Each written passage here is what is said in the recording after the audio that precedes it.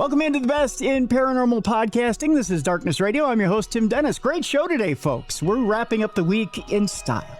We have an old friend back with us and a good friend at that. And boy, did she bring a great project to us. We're coming in hot this week, that's for sure.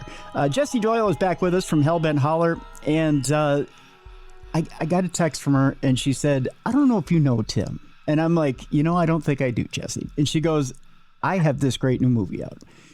And she texts me the link. I sit down, I watch it, and boy, was I blown away. I got to tell you, this movie, folks, is, again, something special. And Small Town Monsters Presents always comes out with really, really great stuff. And the Land Between the Lakes happens to be one of those areas that now I don't think I'll ever set foot in. I thought I wanted to set foot there. I really did when I first saw the first movie that Jessi and I sat down with. And by the way, I should just bring her in right now. The movie is Dogman Massacre. Attack on the Land Between the Lakes, Jessi? Is that what it is? Attack at the Land Between the Lakes. Sorry, I've got new trifocals now and I'm trying to read there. But ladies and gentlemen, let's welcome back to Darkness Radio, Jessi Doyle. Hi, Jessi. How are you? Hi, how are you? Good to be here. I'm astounded after watching this movie, and I've watched it twice now. I may go back for a third, and yeah. I'm a glutton now for the projects that you, Joe, and the entire team do. And once again, you've knocked it out of the park. And I get creeped out every single time I watch one of your projects. It's first of all, I admire you for running headlong every time something that would normally peel somebody's skin back and make them want to run the other way and go, oh, nope. You go, all right, let's go that way. And you run headlong into it. What is it about your lack of self-preservation that makes you want to run straight into danger? I mean, I know policemen have it, firemen have it, or fire people. Police people have it, both men and women. What is it that makes you want to run straight towards something that you probably shouldn't? I wish I knew, because I would sort of mitigate it to a degree at this point. I've always been this way since I was a little kid. I've always been the first one to volunteer to do everything. I've always been, I was class president. I was leader of the class. I was always, group leader for everything. And I always like to take charge of situations. I'm a very minuscule person. I'm only 5'2", but maybe it's that little person syndrome that I've got a little chip on my shoulder. But I've always been very adventurous and always trying to push the envelope and always trying to do something different and exciting. I grew up as sort of like a punk rock kid, so I was in like a punk band and everything. So I've always been very in your face about everything I do. When I was 21, I got Hellbent tattooed on my knuckles. So that was, that should tell you something. But that's just always been my personality. And now that I've got a really amazing team behind me and my husband, Joe, our best friend and field producer, MK, Mike Kirkpatrick, and then the new addition of Steve Strange to our team. I actually have a team that I can rely on with me out in the woods that I can just go full bore straight ahead. And I know that I've got the right people to back me up in the woods. And that's how we're able to get the footage and the evidence and the audio that we're able to get when we're out there. Tell me about Steve Strange, the new addition to the team, because he brings a lot to this team and he brings a different perspective, especially out in the field and especially in this movie. Tell me a little bit about him, how you found him, and what you feel he adds to the team. Steve Strange is a bit of a mystery man at this point. He doesn't have a YouTube channel. He has a channel on Rumble, but he's a very interesting guy. He's very, very tech heavy. He's a lot more inclined to like technology than we are. As you can see in the film, he's got night vision and thermal. He's got everything. He's got the whole kit and caboodle. At one point in the film, I say, this is the most technologically advanced foursome to ever hit the ground in the LBL. But he's a little more even keel than the rest of us. I think we all bring our own our own strengths to each project, but he's a lot more even keel and a lot more skeptical about everything than I'd say the rest of us are, which is great. It's great to have that kind of grounding force right there with you, and somebody that's very serious about it. He has a Rumble channel called Surviving the Strange, where you can go check out his journey through investigating high strangeness as well. And I do have an update on our friend Mike M.K. Kirkpatrick for you. I know you really enjoyed him. Yes, I did. Here's a big update on him. His home, dedicating his life to pursuing Bigfoot. He bought a schoolie bus and converted it into a mobile Bigfoot center. And he's traveling around. Right now, he's stationed in the Uwharrie National Forest. And he's built it out. He's living in it and using it as a command center to gather evidence and go to different areas to investigate. But he's got a channel called Strange Backcountry with MK Ultra that he's doing that from. So that's a really cool update for him, too. Oh, my gosh. And he's making that a full-time gig, huh?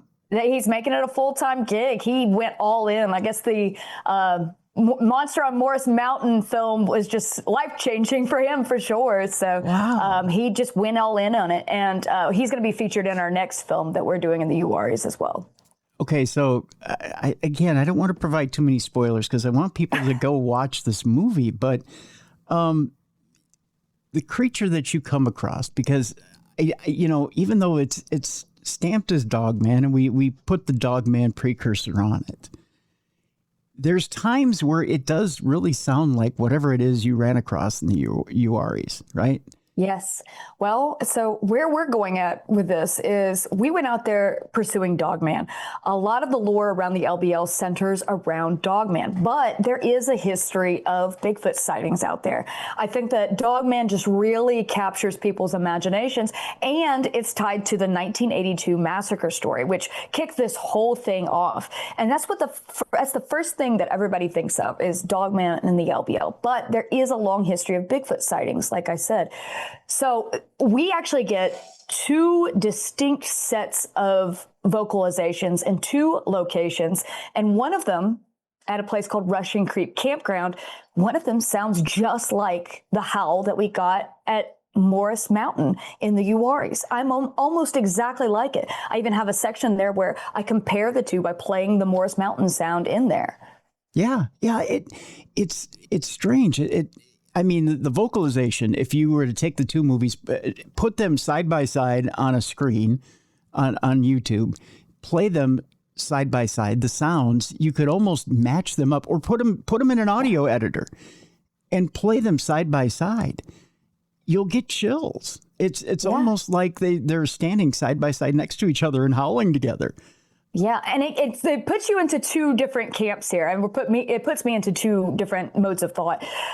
Either these two things are the same kind of thing, the same species, the same type of thing, the same kind of creature, or you ready for a wild theory? We're famous for wild theories on our channel to just throw them out there. Or it's the same creature that is transitioning from one area to another via teleportation. Now, that's a wild one, but all right. You don't know. But they do sound exactly the same. So if you want to go from a not wild perspective, it sounds like it could be the exact same type of creature at both locations. Okay. Well, for as quick as this thing moved in the movie, and again, I know I'm getting ahead of it. We'll backtrack here, and we'll give people some of the backstory of what this movie's all about. But we're just excited. I know we're excited. We're jumping right into it.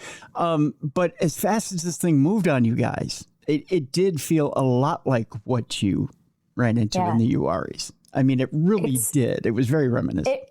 It was the same MO. It was running those ridges. It was moving at a clip. We could not catch up with it. And then surprisingly enough, this isn't a spoiler alert, but surprisingly enough, there's another car chase. So we jump in the truck and have to chase down this thing and figure out where it went to. And then where we went to, we got the vocalization again, just like at Morris Mountain. So it's so amazing. And you couldn't ask for anything better as a filmmaker. I couldn't ask for anything better than for these two things to parallel each other. That what happened in the Uwharries in North Carolina parallels what happened in the land between the lakes. It was chef's kiss.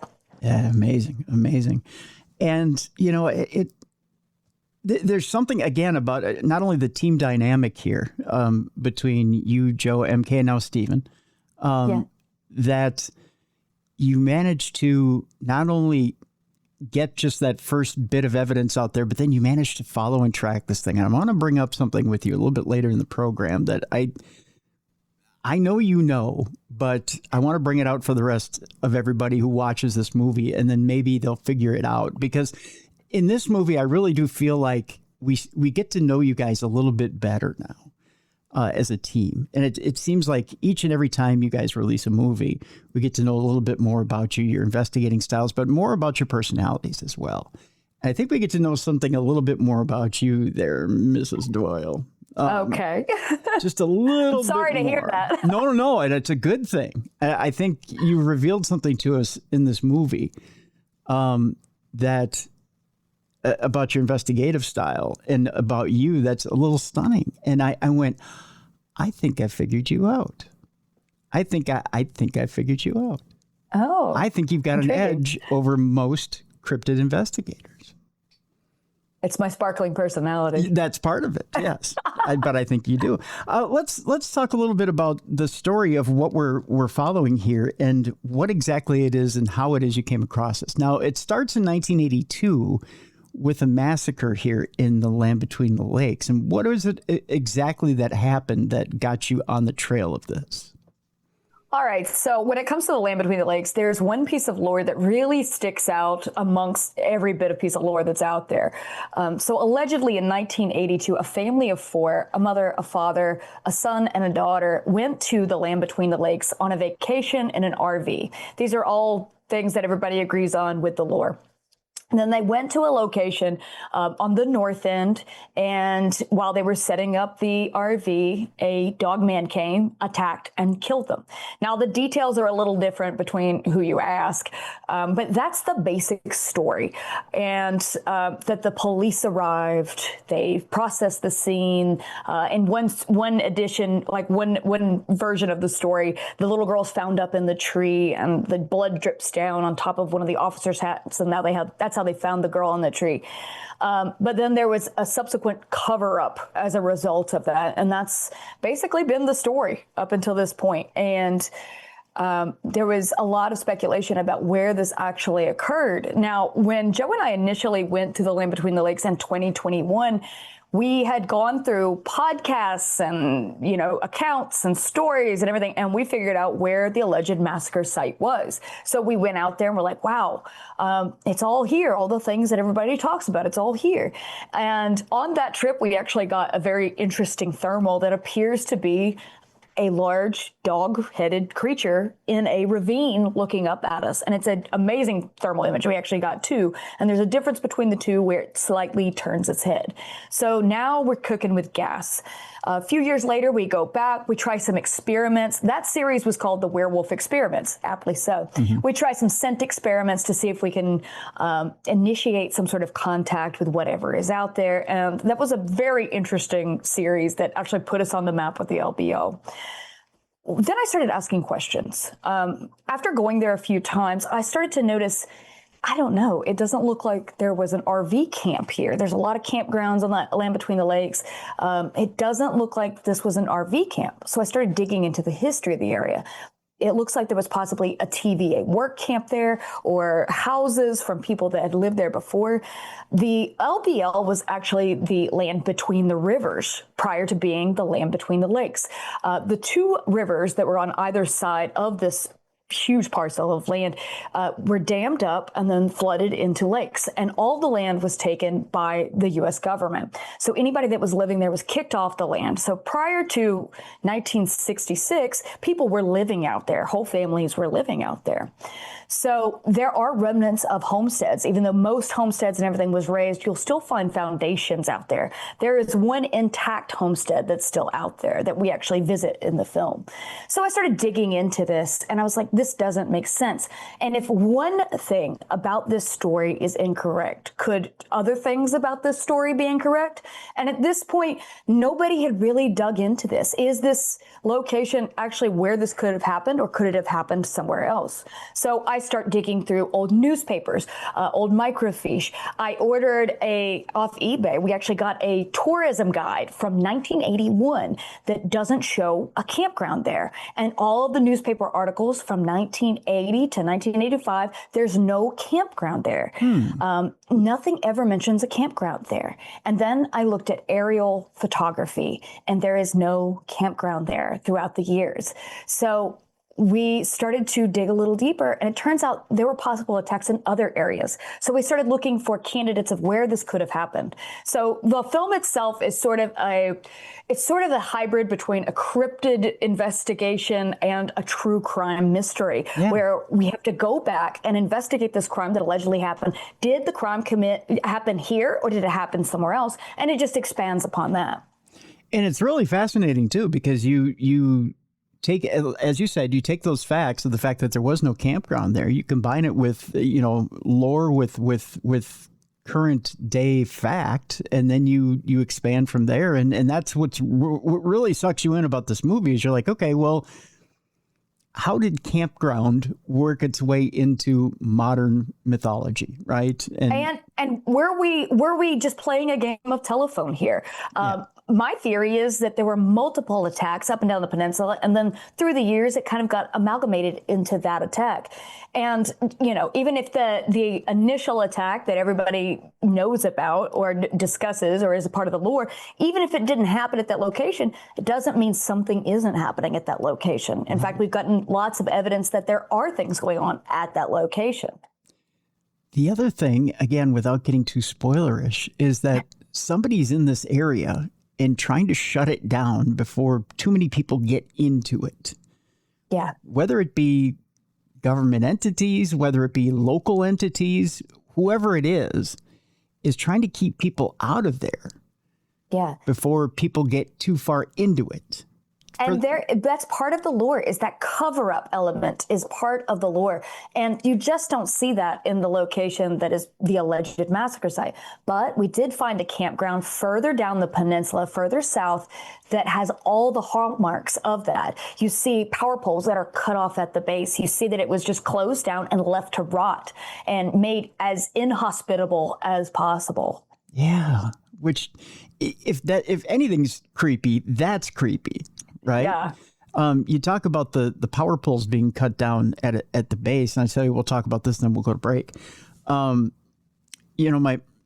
grandfather worked for years for the local power company here in Minneapolis, and I remember just seeing the power poles cut down. That gave me chills, because I remember as a child.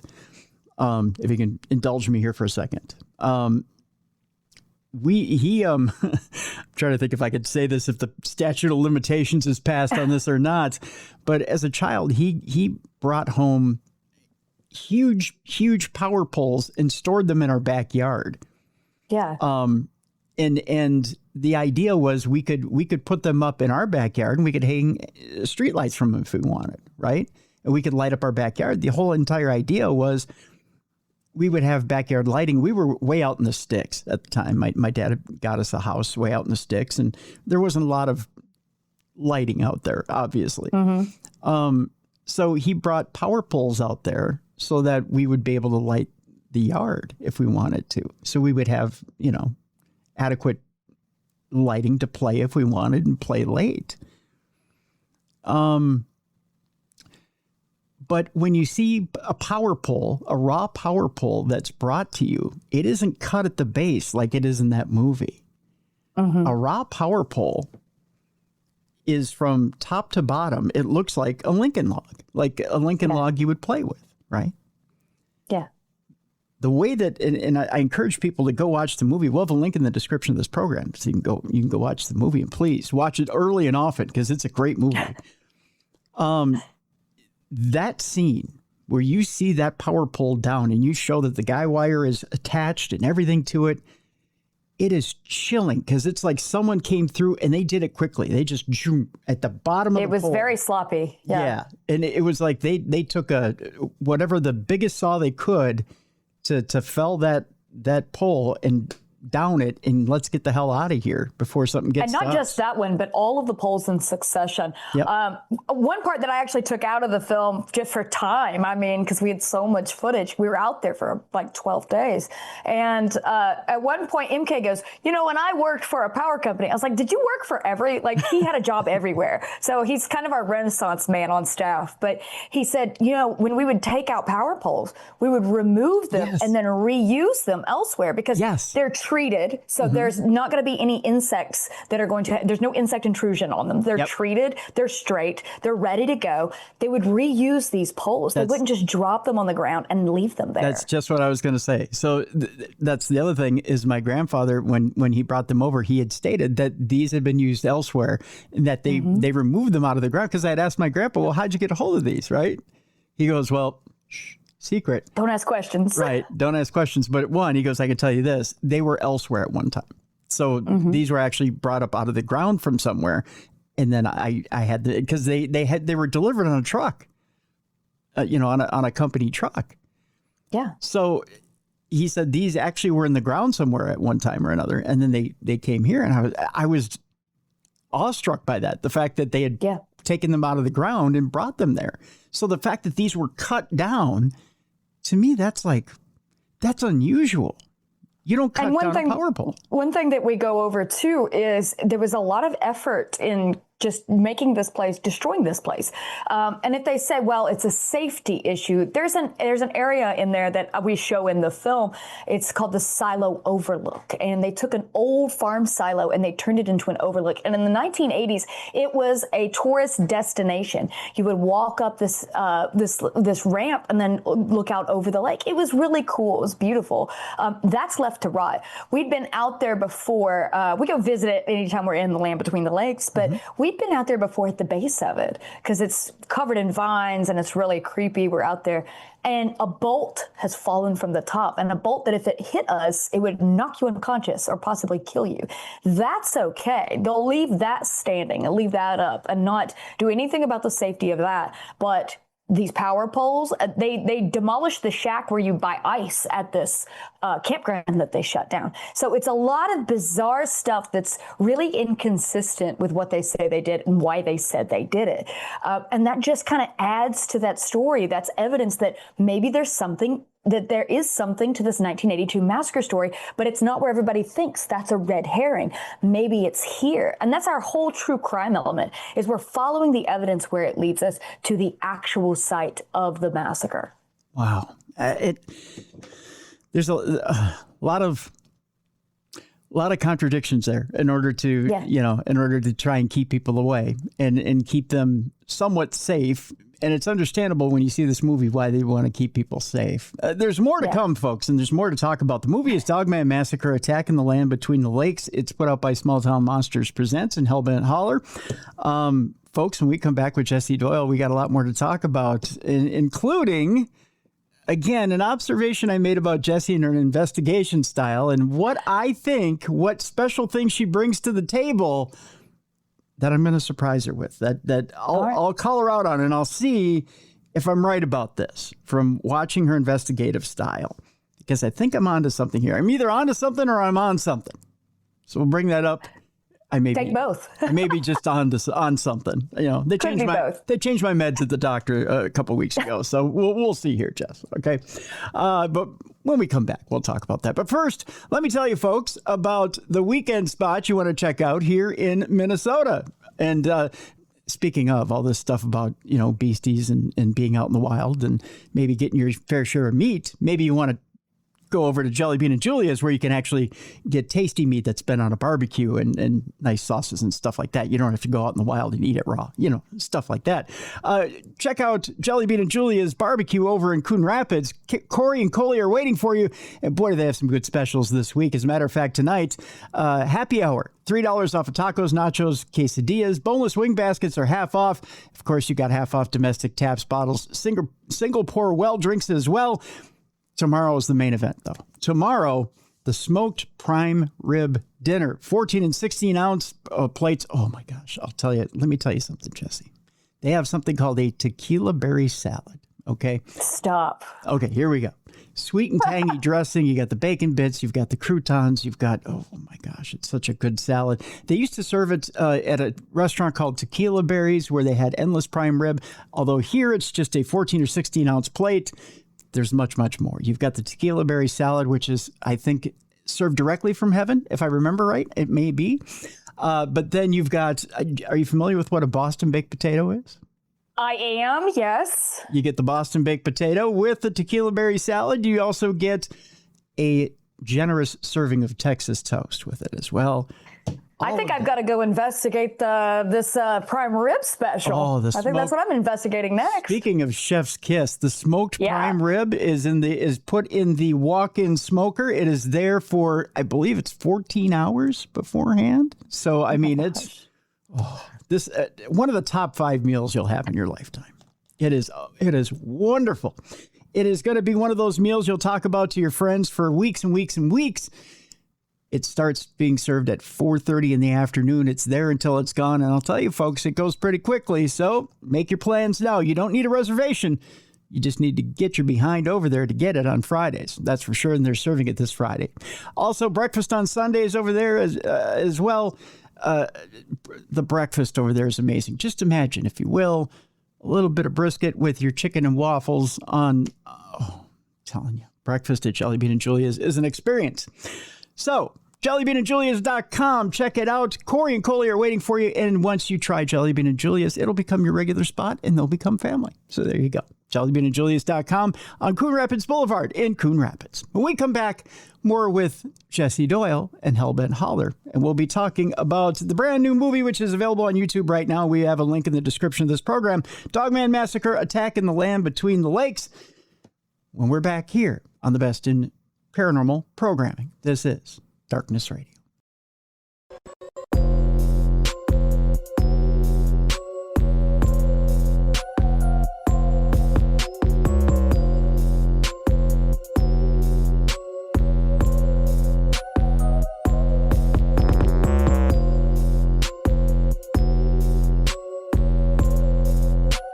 Welcome back to the Best in Paranormal Programming. This is Darkness Radio. I'm your host, Tim Dennis. My guest is Jessi Doyle. The movie is Dogman Massacre, Attack in the Land Between the Lakes. It is put out by Small Town Monsters Presents, and the filmmaker is Jessi Doyle with Hellbent Holler. And I'll tell you, folks, that's a mouthful. It is a little bit, isn't it? But the movie is beyond excellent, folks. And I'll tell you this much: let me look at the current number of people who have seen it. If you haven't seen it, then by gosh, I don't know why you haven't.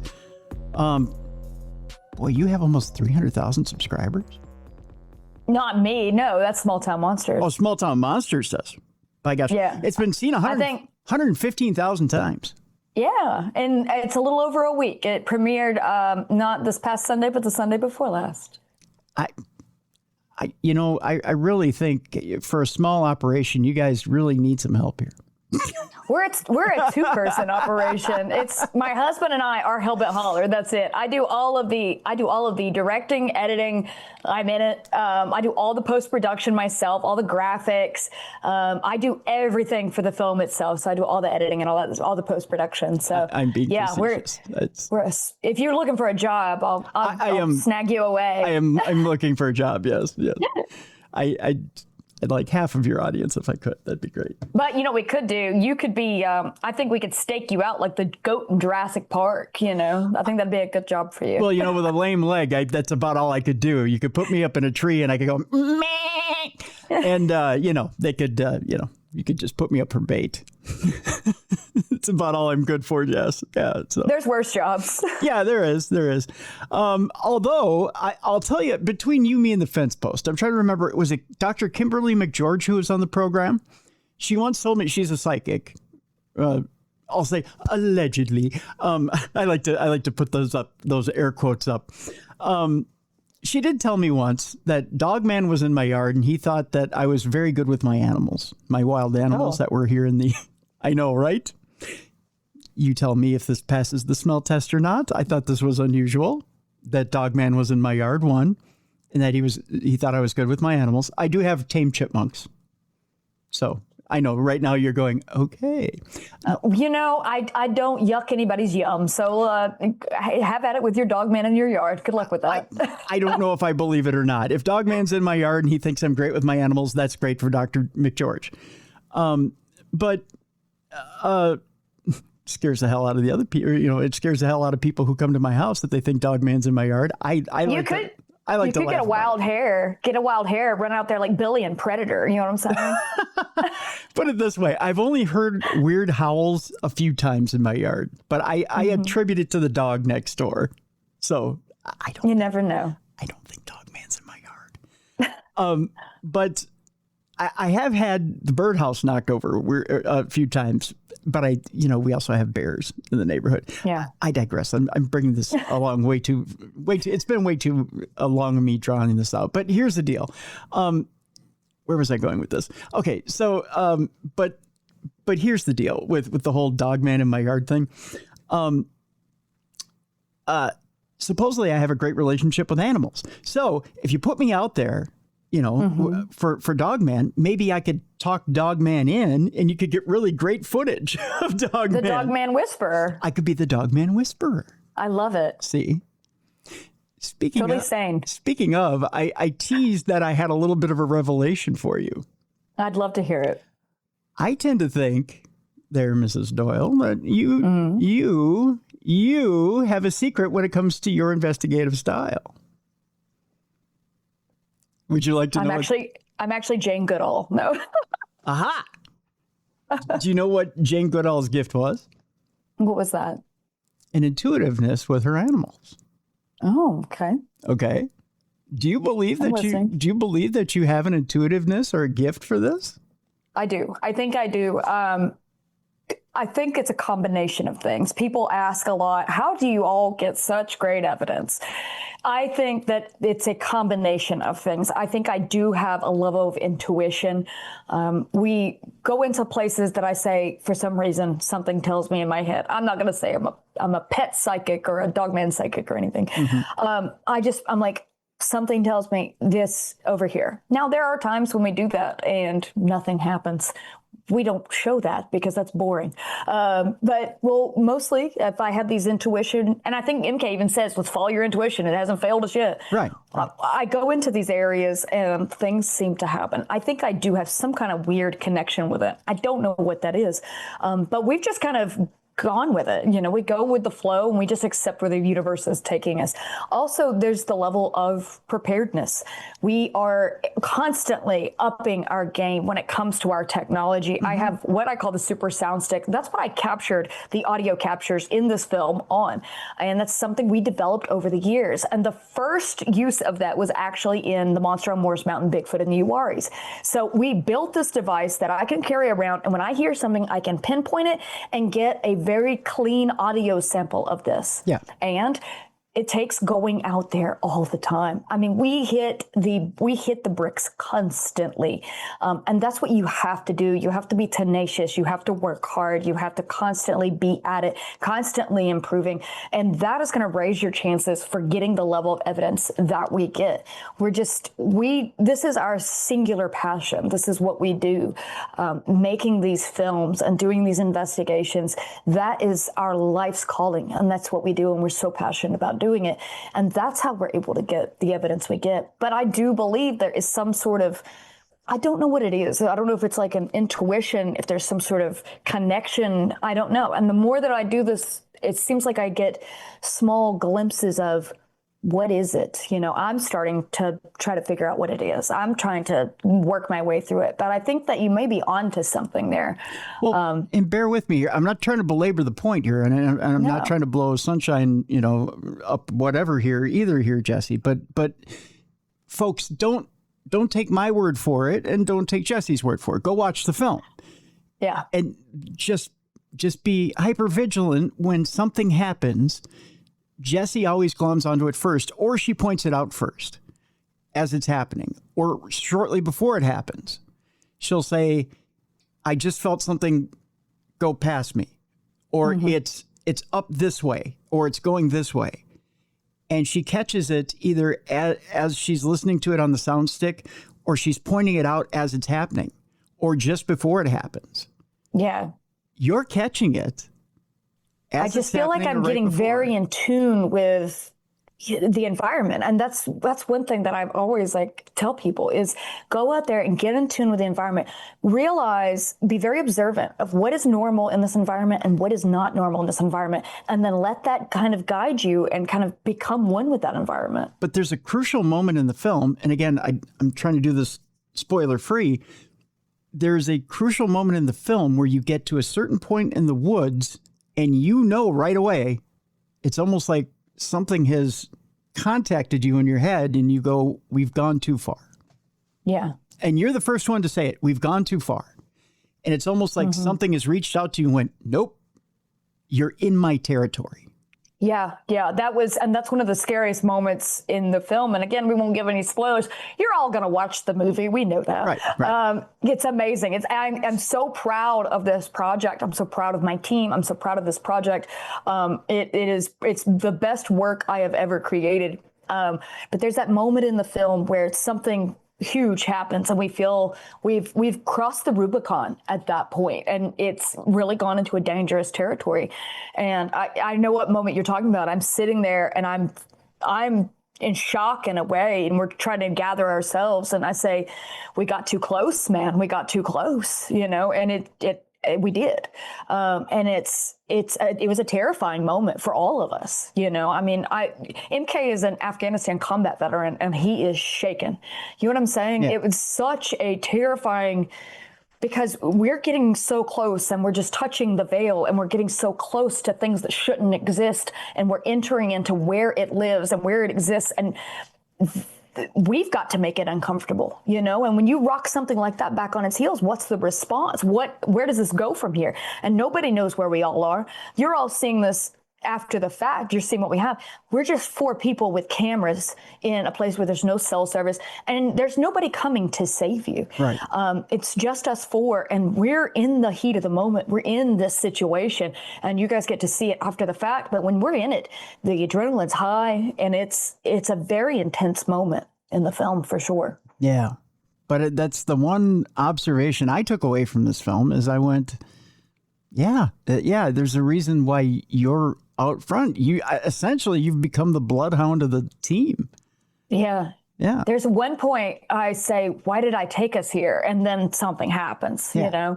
Where did I lead us to is what I say. Where did I lead us to? And then something happens. And it's like, oh, this is why I was taken in this direction. I don't know. The more I do this, the more I really kind of try to open up and lean into that. I don't think I'm psychic. I think I'm kind of just open to it, and I open myself mentally to it, and I want to make connection. I want that face-to-face interaction. I want that, and I open myself up to it and kind of follow those instincts that I have of. I don't know. Is it hunting instincts? Do I have hunting instincts? Who knows? I think maybe you're just intuitive with the animals. I mean, maybe you're communicating on their level, and maybe you've been out there so long that I don't know. You forged a bond with these, and maybe even the animals of that area. I mean, you may think that this is crazy, right? But I don't. No, believe me, I've had crazier thoughts. So I have that same, and people may roll their eyes when they hear this. I have that same bond with my chipmunks, right? I mean, I have a chipmunk spud who's my best little buddy, right? But I know exactly what she wants, what she needs when she needs it. Now people can say, well, Tim, that's because, every day you have that she's out when she's not in torpor. I have interactions with her, so I can, we kind of function on the same level.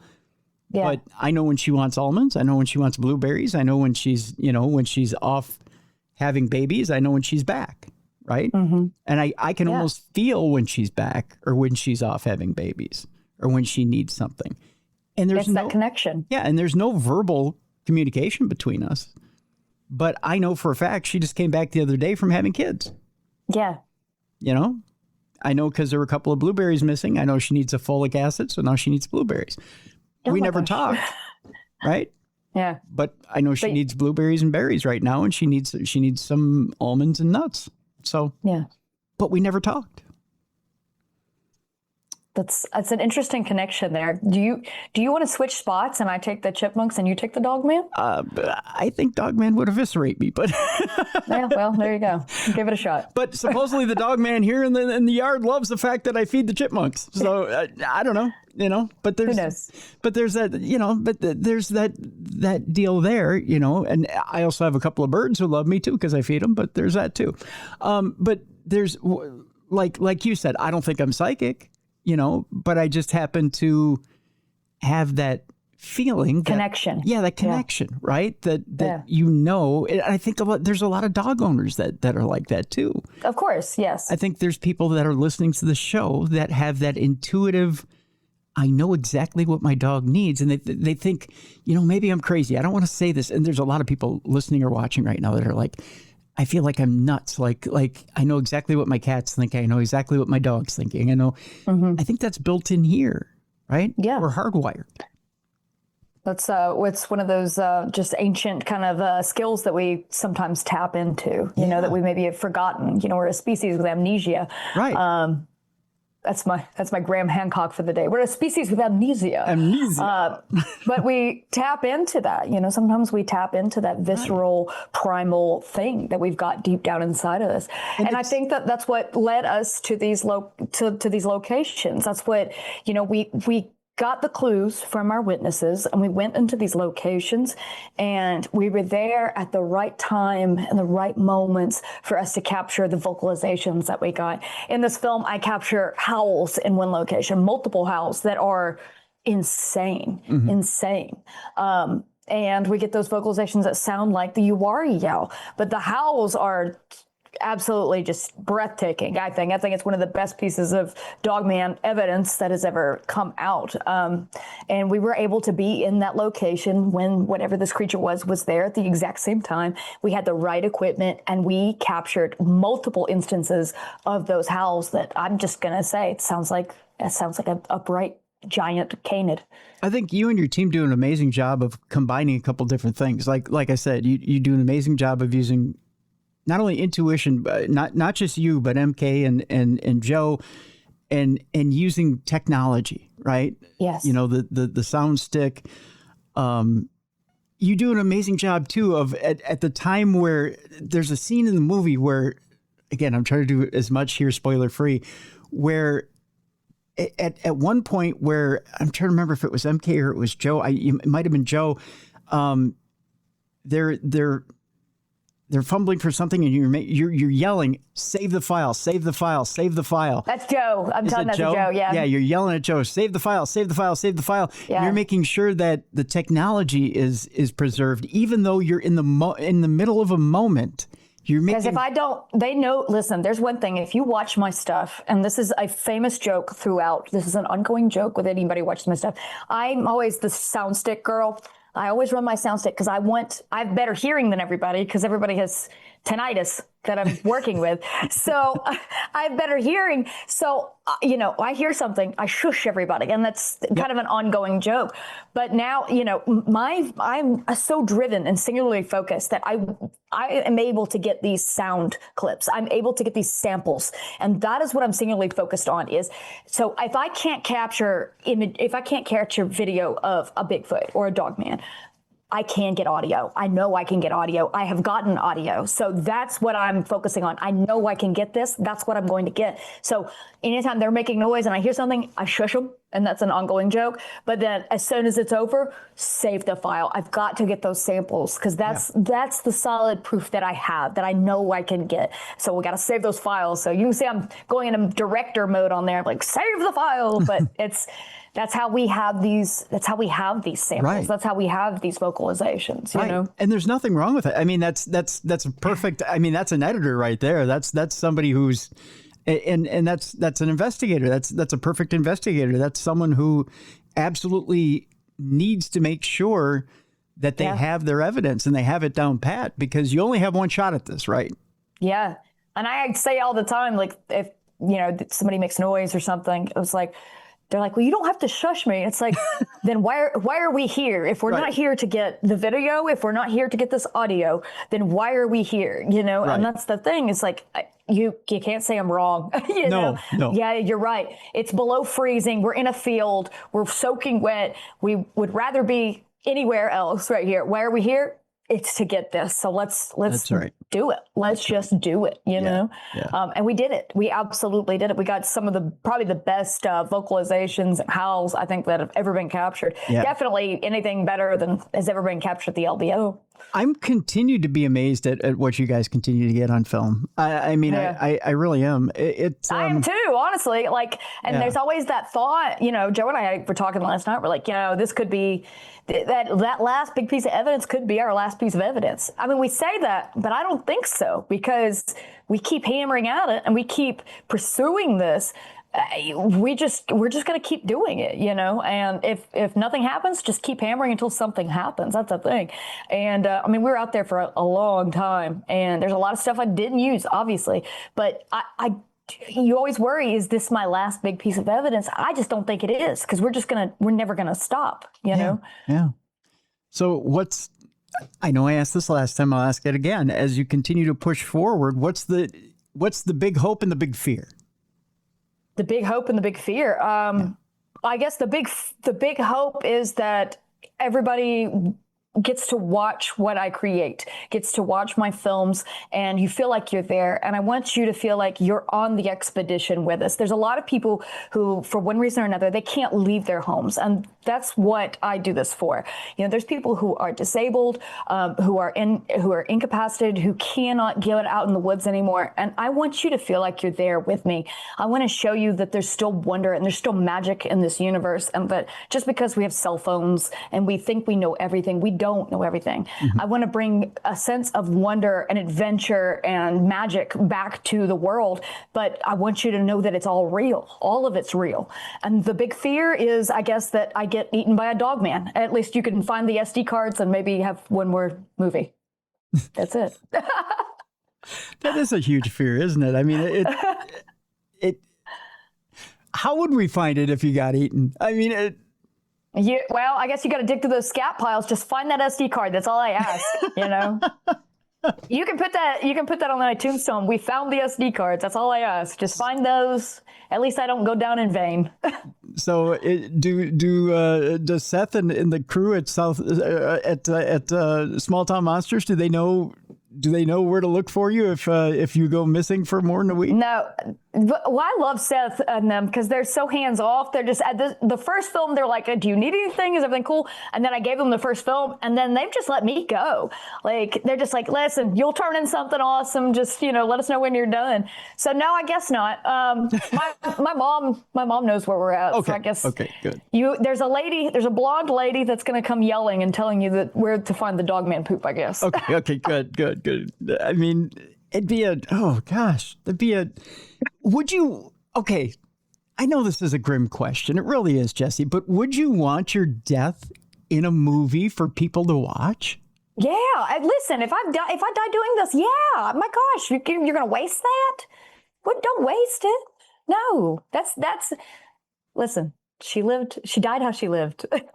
Would you want the full visceral death on film, or would you want it cut right before you're eviscerated? You know what be, just speaking from a director and editor standpoint, maybe cut the visual, but keep the audio. Oh, I like it. You like that? Yeah, a little Blair Witch deal. Yeah. Okay. All right. Now that we've planned out my untimely demise by Dogman. Well, I mean, I'm just curious because if it does happen, I mean, we need instructions. Right. I know. I'll put this Tim Dennis. So you now have my living will. well, at least it's out here now. It's out on podcast form. So if Seth needs to edit this up, he'll know. He's got it. Yeah. Yeah, he's got it in video and audio form. He knows how to do it now. Because it's not going to be me editing it. Yeah, I don't think that for some reason I don't think that that's a possibility. I don't know what it is. There's almost this brinkmanship when it comes to these things that they want to know that they can, but they don't. It's sort of just toying with you, and it's sort of that trickster element of whatever is going on out there that it likes the attention, and it likes that I can see it, and it likes that I can interact with it, and that I'm showing people what it's doing. So maybe it'll continue to let me do so. See, the other trick here, Jessi, is reverse psychology. Now that we've actually put it out there, it'll never happen. See, there you go. See? Insurance. Exactly, my friend. So now that we've talked about the movie that is, and we're going to send people to the link so that they can go watch this amazing movie, what's in the future? We are going to do a sequel to our very first film that we did for Small Town Monsters. We did Monster on Moores Mountain, Bigfoot and the Uwaris. We're doing Uwari 2. I always have a goofy name for everything until I finally figure out what the real name is. So Uwari 2, Bigfoot Boogaloo. I love it. Yeah, so we're going to be meeting back up with the boys and diving back in, and it's going to get a little weirder this time.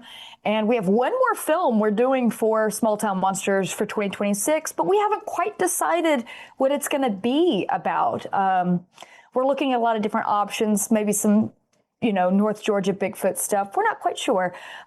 Looking at some stuff in North Carolina. I'm from Western North Carolina, so maybe sort of a Bigfoot homecoming for me in a way would be a good idea. But the next project is Uwari 2 for sure. We've got to do a follow-up. Everybody was dying at that cliffhanger at the end, so I've got to kind of expound on that. And we're going to get a little weirder with it, and we're going to probably have Steve in the mix for this one as well. So it's going to be another blast with the boys. Very cool. Well, will you come back when you release the next project? I guess so, if you'll have me. Yes, absolutely. I absolutely have a great time with you every time you're on. And this movie, again, amazing, folks. And I encourage you to go watch now. Go click on the link and go watch now. Dogman Massacre, Attack in the Land Between the Lakes is available right now. It's on YouTube. We have a link in the description of this program. Jessi, it keeps getting better and better over there at Hellbent Holler. That's for sure. Thank you. I want to thank you again, my friend, for being on the program. Folks, we're on the weekend, and we're coming up to the weekend, and it keeps getting a little bit warmer and warmer, at least where you are. Here in Minnesota, it isn't. I don't know. We keep freezing and freezing. But there is stuff to be done. There's cleanup to be done around the yard and whatnot. While you're getting stuff situated, a couple of reminders. One, you probably are going to want to listen to this program and other programs on your brand new spanking new shiny Darkness Radio Apple app. If you haven't downloaded it already, do so. If you have it and maybe you offloaded it, reload it onto your Apple device and listen to whatever you want to listen to as far as shows, or check out the shop and support the show. Get your True Crime Tuesday and your Darkness Radio swag off the app. You can do it there, or go to darknessradioshow.com, visit the shop there as well, and support the show. We'd appreciate it if you would. 2, rate and review us. Give us a good review wherever you listen to your or watch your shows, your Darkness Radio shows. We'd appreciate it. A good 5-star review is always appreciated. If you could do so, that'd be great. 3, what was the other note I had? Oh, yes. As we're on the weekend, as I mentioned, there's plenty of spring cleanup to be done, whether it be inside or outside. As you're making your weekend plans to do that cleanup, please go help someone who's elderly or disabled in your community. Be a light in someone's darkness this weekend. A message from your friends here at Darkness Radio. For Mally Fox, for Jessica Freeberg, for Travis Thorpe, and for Beer City Bruiser, I'm Tim Dennis. Thank you so much for continuing to listen and watch the best in paranormal programming. We'll see you next week right here on Darkness Radio.